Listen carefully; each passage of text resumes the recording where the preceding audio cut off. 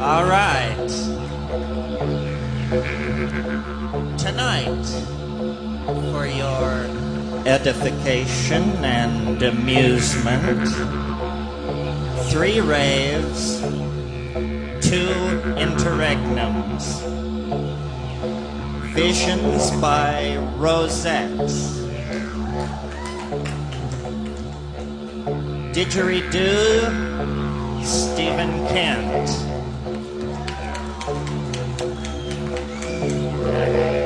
and sound by space-time.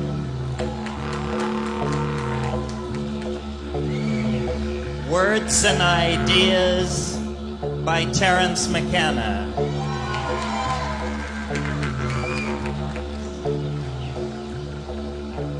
Rap 1, the Archaic Revival.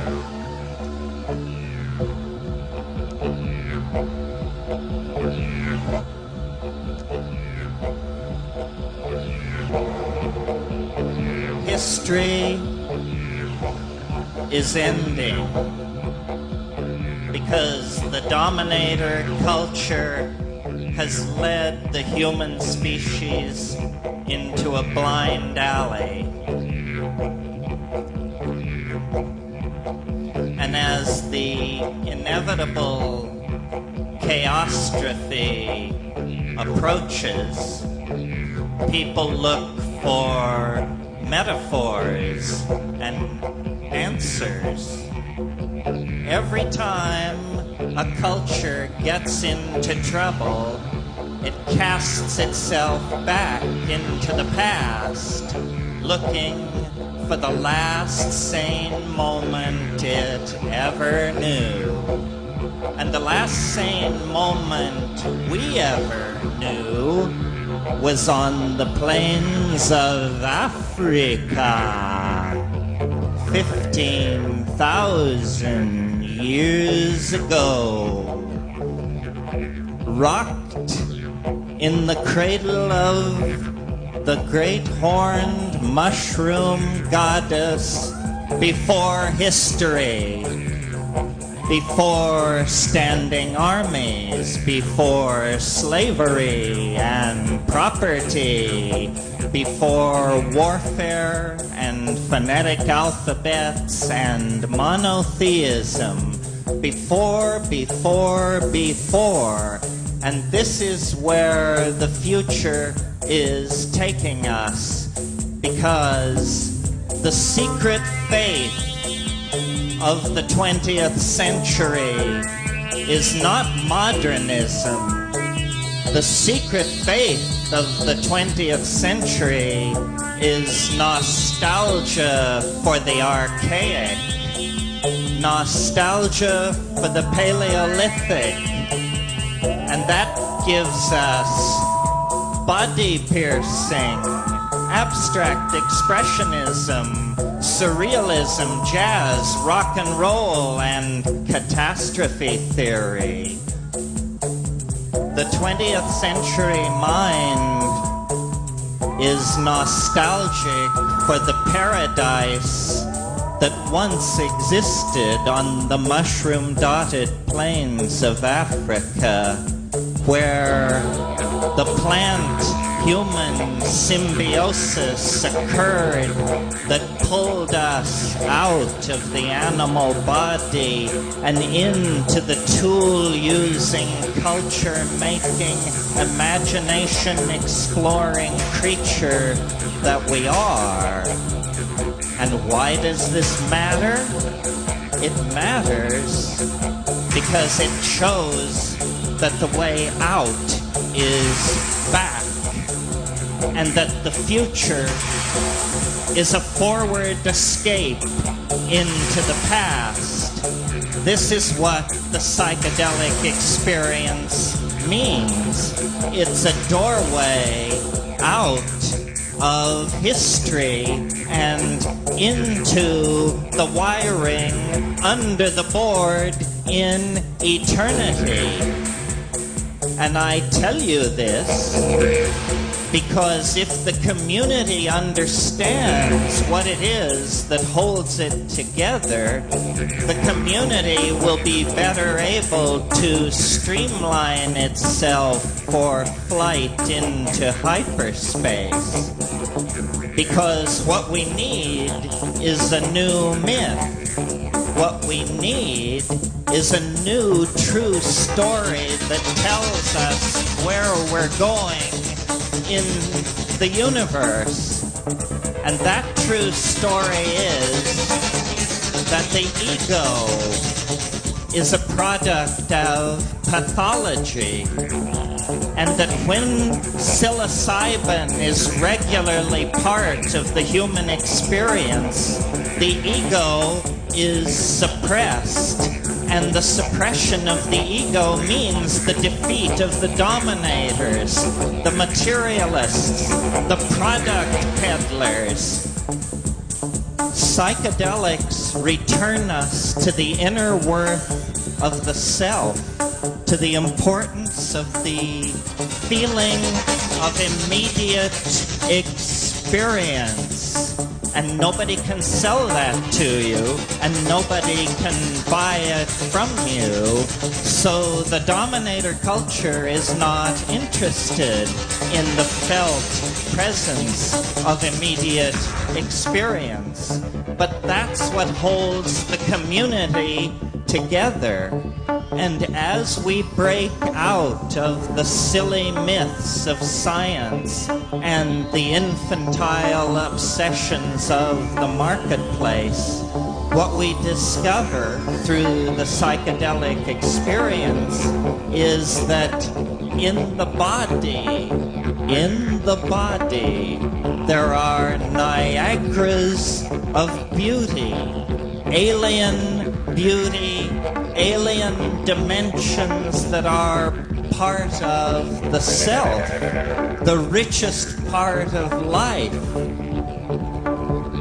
I think of going to the grave without having a psychedelic experience like going to the grave without ever having sex. It means that you never figured out what it was all about. The mystery is in the body and the way the body works itself into nature. What the Archaic Revival means is shamanism, ecstasy, orgiastic sexuality, and the defeat of the three enemies of the people. And the three enemies of the people are hegemony, monogamy, and monotony.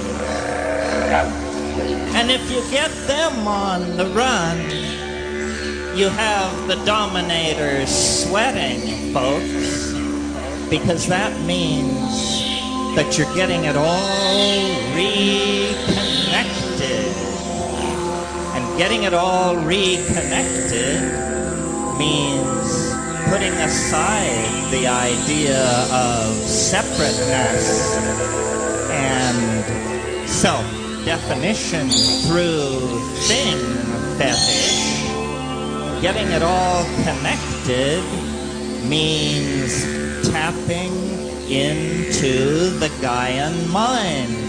And the Gaian mind is what we're calling the psychedelic experience.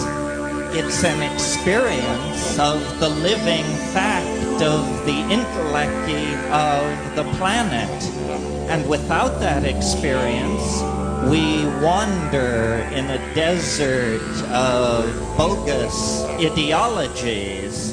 But with that experience, the compass of the self can be set. And that's the idea, that we're figuring out how to reset the compass of the self through community, through ecstatic dance, through psychedelics, sexuality, intelligence. This is what we have to have to make the forward escape into hyperspace.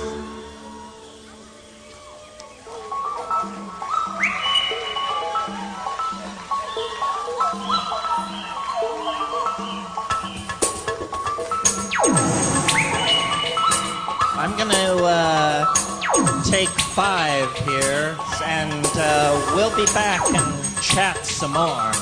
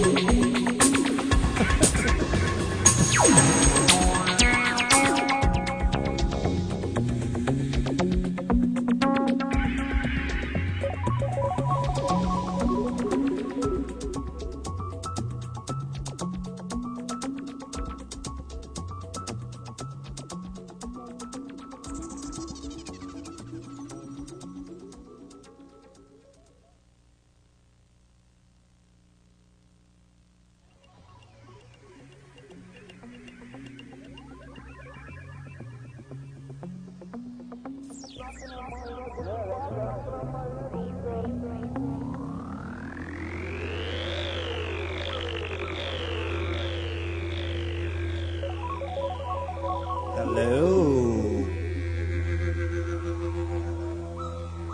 So that was like an introduction.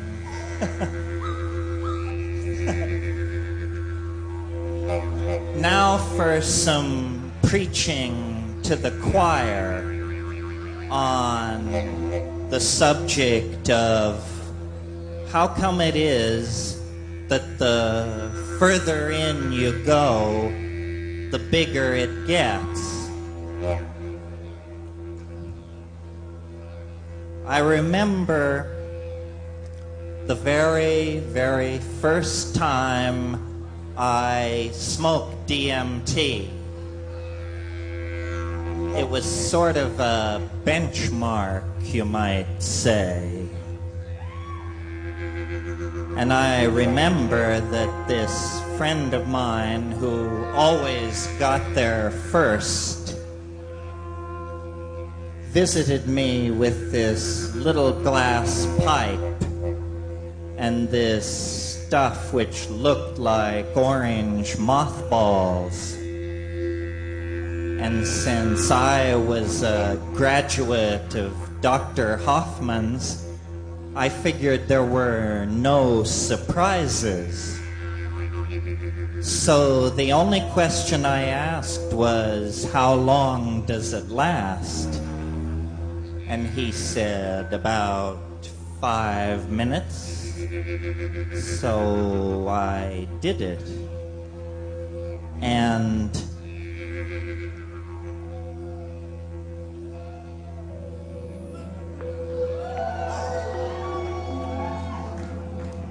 there was something like a flower, like a chrysanthemum in orange and yellow that was sort of spinning, and then it was like I was pushed from behind and I fell through the chrysanthemum into another place that didn't seem like a state of mind. It seemed like another place. And what was going on in this place, aside from the tastefully softened indirect lighting and the crawling geometric hallucinations along the domed walls, what was happening was that there were a lot of beings in there, a lot of what I call self-transforming machine elves, sort of like jeweled basketballs, all dribbling their way toward me. And if they'd had faces, they'd have been grinning, but they didn't have faces.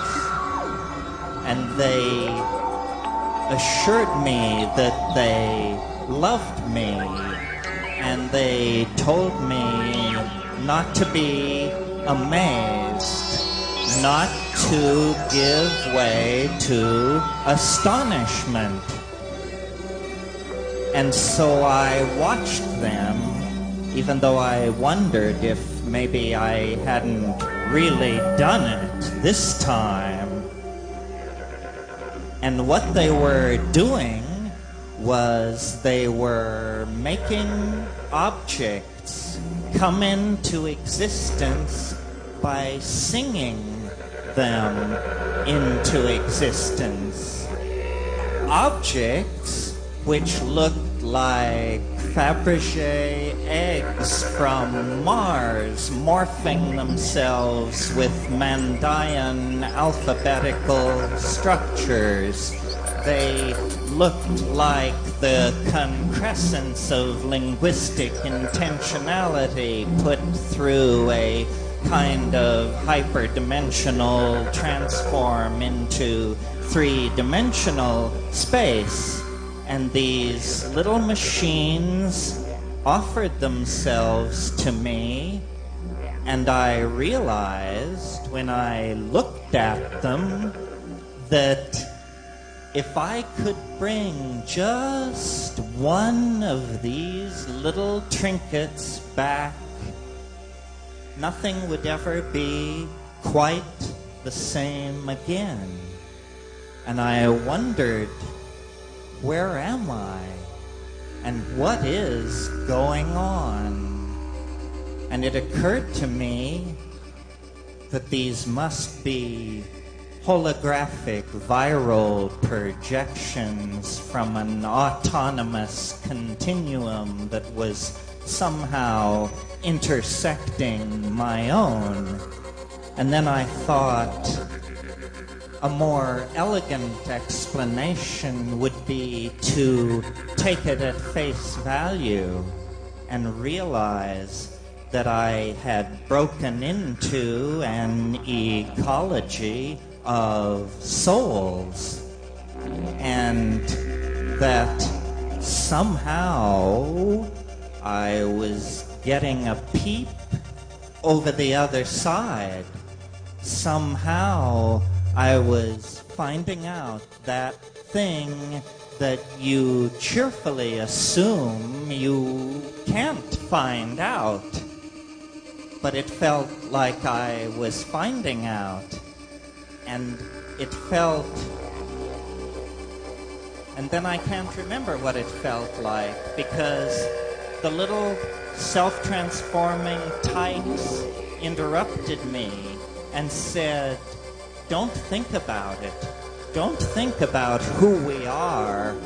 Think about doing what we're doing. Do it. Do it now. Do it.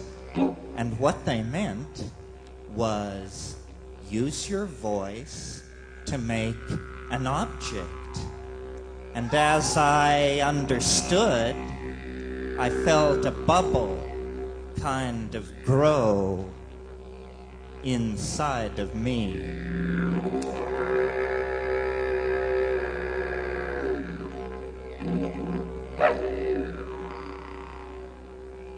And I watched these little elf tykes jumping in and out of my chest. They like to do that to reassure you. And they said, do it. And I felt language rise up in me that was unhooked from English. And I began to speak like this. Iyo te que me huaguapsiki pipin. Nedof me te jide que puaxed. Moi fuau huapsiki pipit. I de jigi me huabagangito i puafepsi de me jigingito i waagante huyadehinunch. Ve moi hagabehedunji que behagante pio. Oi de dino me hektikipitohinen. Or words to that effect. And I wondered then what it all meant and why it felt so good if it didn't mean anything. And I thought about it a few years, actually. And I decided, that meaning and language are two different things. And that what the alien voice in the psychedelic experience wants to reveal is the syntactical nature of reality. that the real secret of magic is that the world is made of words, and that if you know the words that the world is made of, you can make of it whatever you wish.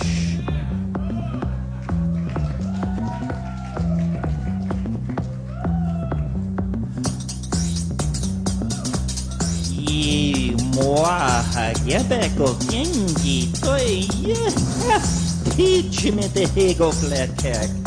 Ze moi hagaba hego vi dutch me gebe higik nung. Ek hepsi di voma wa haya baga hek. Lo de begonge poata. Ve mo hagwapsi kipipin. And one of the things that I learned about DMT was that if you've ever had it, even just once, then you can have a dream.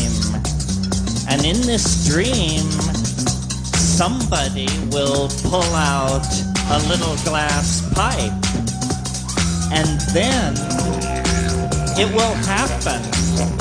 It will happen just like the real thing, because there's a button somewhere inside each and every one of us that gives you a look into the other side.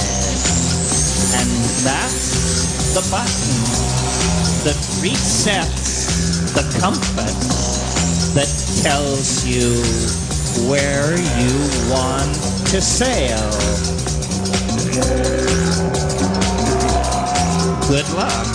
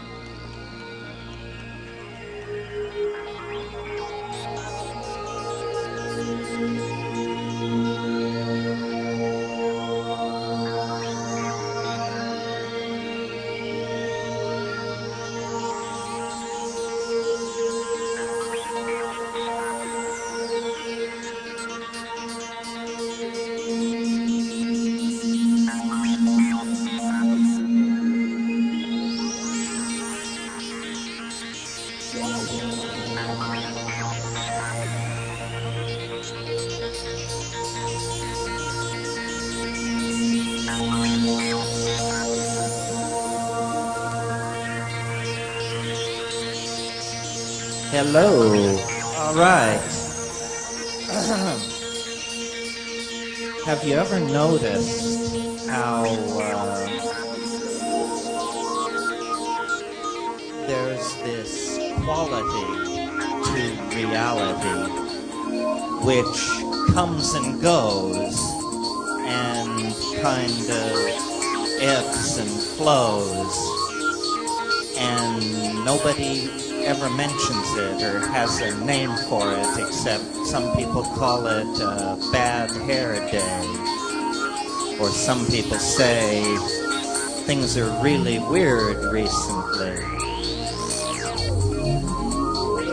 And I think we never notice it and we never talk about it because we're embedded in a culture that expects us to believe that all times are the same and that your bank account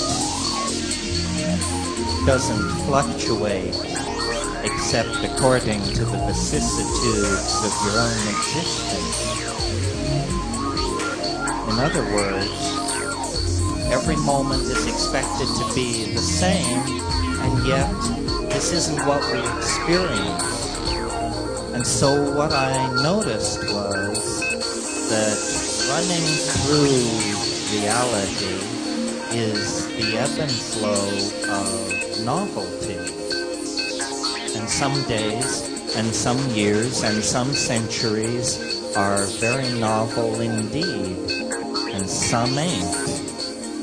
And they come and go on all scales, differently, interweaving, resonantly. And this is what time seems to be. And science has overlooked this most salient of facts about nature, that nature is a novelty-conserving engine, and that from the very first moments of that most improbable Big Bang, novelty has been conserved,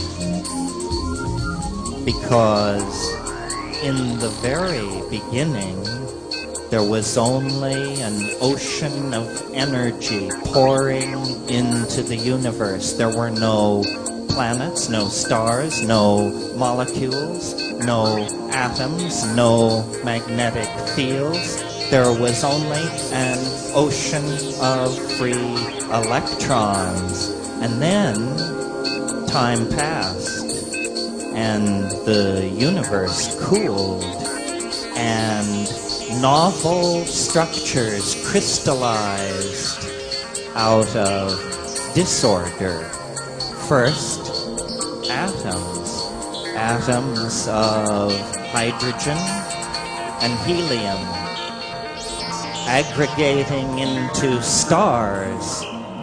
And at the center of those stars, the temperature and the pressure created something which had never been seen before, which was fusion. And fusion cooking in the hearts of stars brought forth more novelty. Heavy elements, iron, carbon, 4-valent carbon. And as time passed, there were not only then elemental systems, but because of the presence of carbon and the lower temperatures in the universe, molecular structures. And out of molecules come simple subsets of organisms, the genetic machinery for transcripting information, aggregating into membranes, always binding novelty, always condensing time, always building and conserving upon complexity, and always faster and faster and faster. And then we come to ourselves. And where do we fit into all of this? 5 million years ago, we were an animal of some sort. Where will we be 5 million years from tonight? What we represent is not a sideshow or an epiphenomenon or an ancillary something or other on the edge of nowhere. What we represent is the nexus of concrescent novelty that has been moving itself together, complexifying itself, folding itself in upon itself for billions and billions of years. There is, so far as we know, nothing more advanced than what is sitting behind your eyes. The human neocortex is the most densely ramified and complexified structure in the known universe. We are the cutting edge of organismic transformation of matter in this cosmos. And this has been going on for a while, since the discovery of fire, since the discovery of language. But now, and by now I mean for the last 10,000 years, we've been into something new. Not genetic information, not genetic mutation, not natural selection, but epigenetic activity, writing, theater, poetry, dance, art, tattooing, body piercing, and philosophy. And these things have accelerated the ingression into novelty so that we have become an idea-excreting force in nature that builds temples, builds cities, builds machines, social engines, plans, and spreads over the earth, into space, into the microphysical domain, into the macrophysical domain. We, who 5 million years ago were animals, can kindle in our deserts, and if necessary upon the cities of our enemies, the very energy which lights the stars at night. Now, something peculiar is going on here. Something is calling us out of nature and sculpting us in its own image. And the confrontation with this something is now not so far away. This is what the impending apparent end of everything actually means. It means that the denouement of human history is about to occur and is about to be revealed as a universal process of concressing and expressing novelty that is now going to become so intensified that it is going to flow over into another dimension.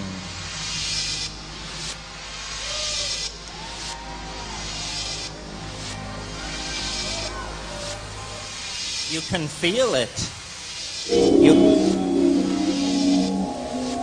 You can feel it in your own dreams.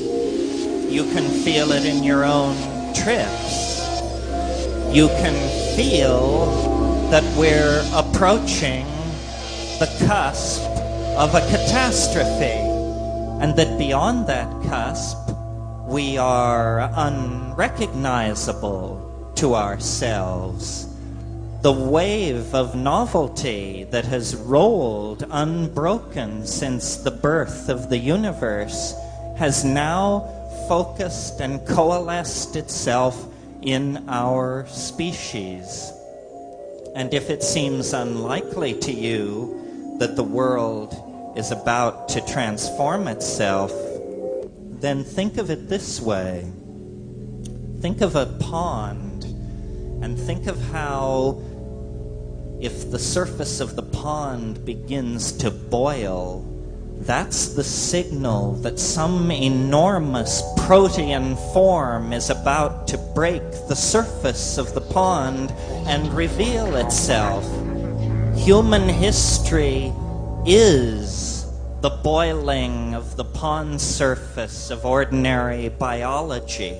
We are flesh which has been caught in the grip of some kind of an attractor that lies ahead of us in time and that is sculpting us to its ends, speaking to us through psychedelics, through visions, through culture and technology. Consciousness, the language forming capacity in our species, is propelling itself forward as though it were going to shed the monkey body and leap into some extra surreal space that surrounds us, but that we cannot currently see.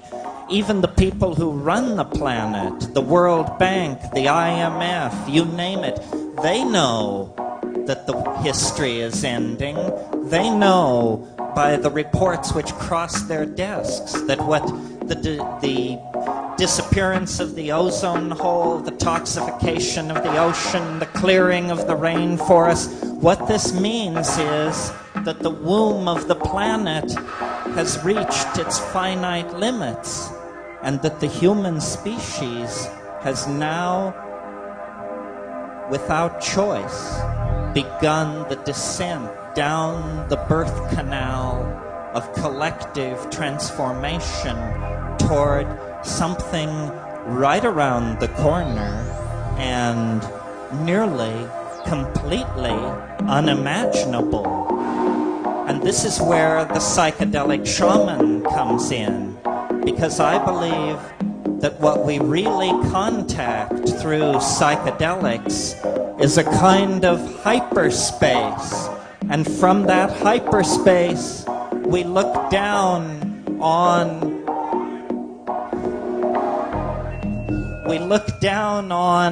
both the past and the future, and we anticipate the end. And a shaman is someone who has seen the end, and therefore is a trickster, because you don't worry if you've seen the end. If you know how it comes out, you go back and you take your place in the play, and you let it all roll on without anxiety.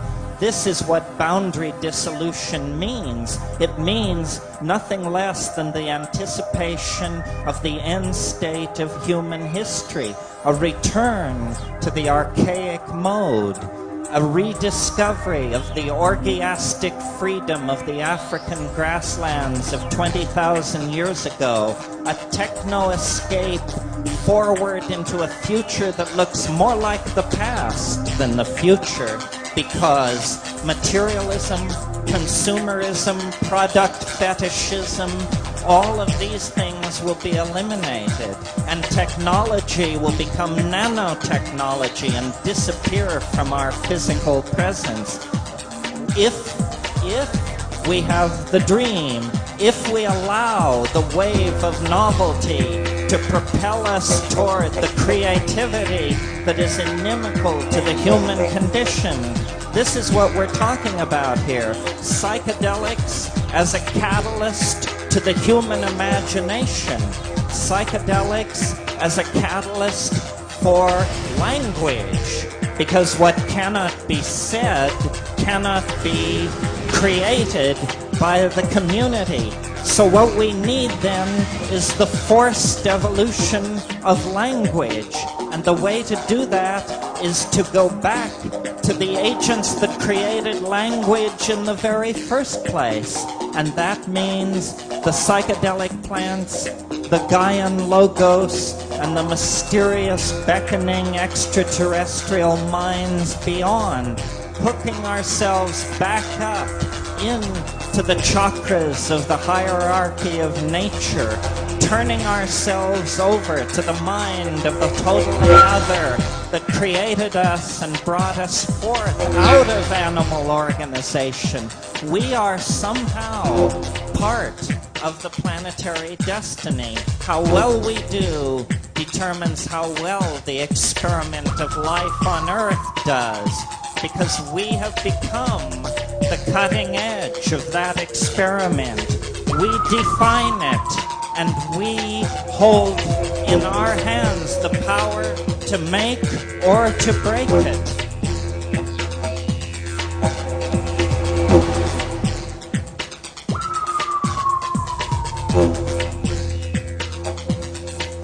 This is not a dress rehearsal for the apocalypse.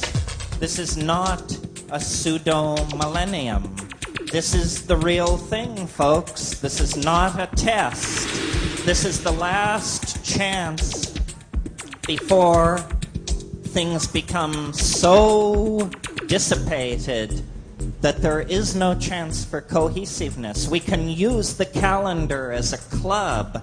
We can make the millennium an occasion for establishing an authentic human civilization, overcoming the dominator paradigm, dissolving boundaries through psychedelics, recreating a sexuality not based on monotheism, monogamy, and monotony. All these things are possible if we can understand the overarching metaphor which holds it all together, which is the celebration of mind as play, the celebration of love as a genuine social value in the community. This is what they have suppressed so long. This is why they are so afraid of the psychedelics, because they understand that once you touch the inner core of your own and someone else's being, you can't be led into thing fetishism and consumerism. The message of psychedelics is that culture can be re-engineered as a set of emotional values rather than products. This is terrifying news. And if we are able to make this point, then we can pull back. We can pull back and we can transcend. 9 times in the last 1,000,000 years, the ice has ground south from the poles, pushing human populations ahead of it. And those people didn't fuck up. Why should we then? We are all survivors. We are the inheritors of 1,000,000 years of striving for the unspeakable. And now, with the engines of technology in our hands, we ought to be able to reach out and actually exteriorize the human soul at the end of time. Invoke it into existence like a UFO and open the violet doorway into hyperspace and walk through it out of profane history and into the world beyond the grave, beyond shamanism, beyond the end of history, into the galactic millennium that has beckoned to us for millions of years across space and time. This is the moment. A planet brings forth an opportunity like this only once in its lifetime, and we are ready, and we are poised, and as a community, we are ready to move into it, to claim it, to make it our own. It's there. Go for it, and thank you.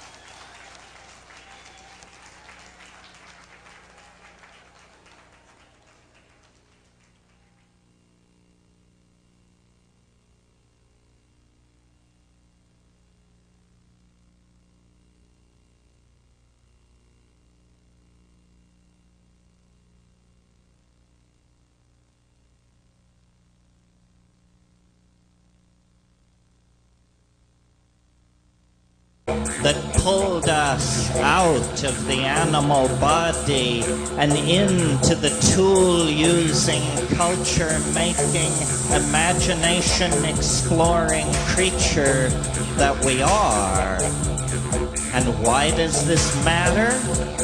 It matters because it shows that the way out is back, and that the future is a forward escape into the past. This is what the psychedelic experience means. It's a doorway out of history and into the wiring under the board in eternity. And I tell you this because if the community understands what it is that holds it together, the community will be better able to streamline itself for flight into hyperspace. Because what we need is a new myth. What we need is a new true story that tells us where we're going in the universe. And that true story is that the ego is a product of pathology, and that when psilocybin is regularly part of the human experience, the ego is suppressed. And the suppression of the ego means the defeat of the dominators, the materialists, the product peddlers.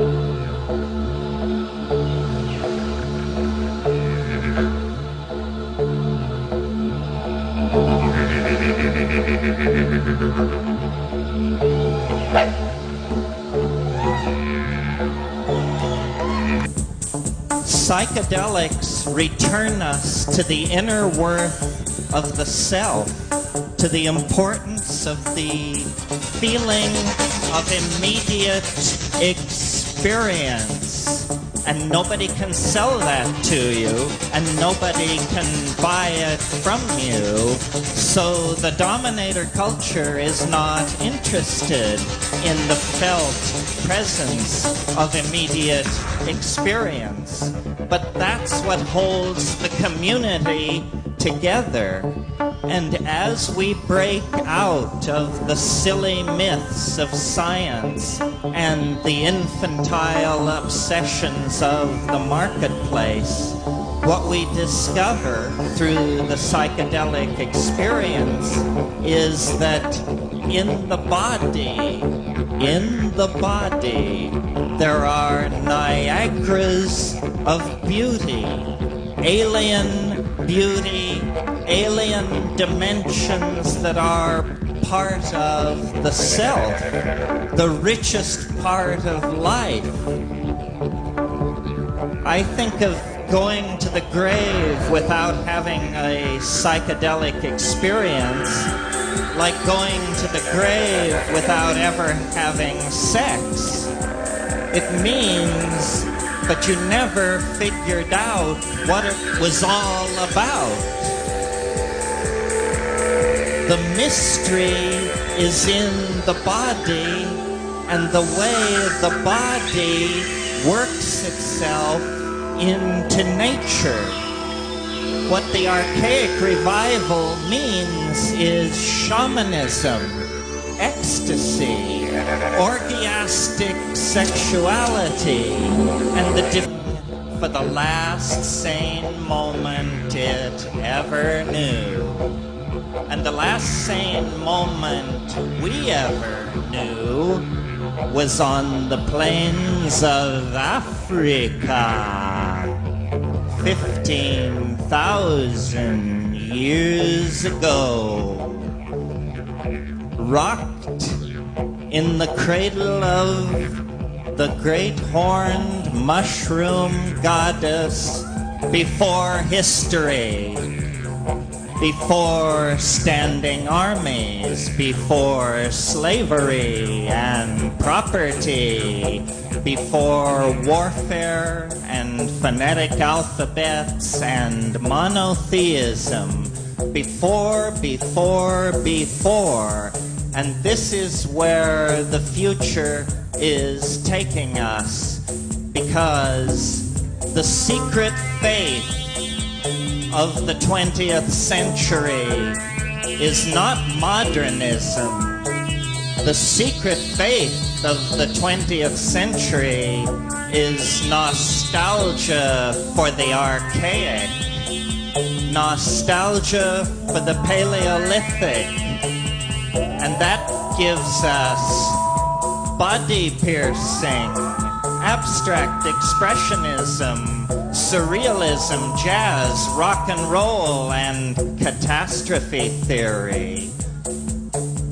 The 20th century mind is nostalgic for the paradise that once existed on the mushroom-dotted plains of Africa, where the plant-human symbiosis occurred. All right.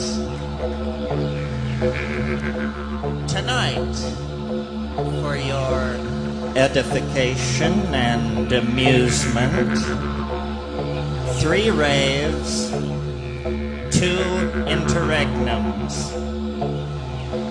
Visions by Rosettes. Didgeridoo, Stephen Kent.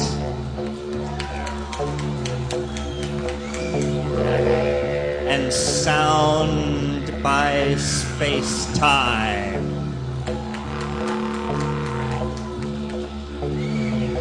Words and Ideas by Terence McKenna.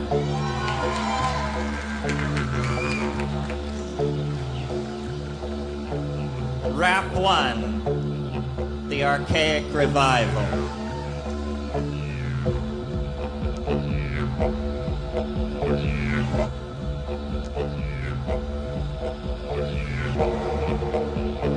History is ending because the dominator culture has led the human species into a blind alley.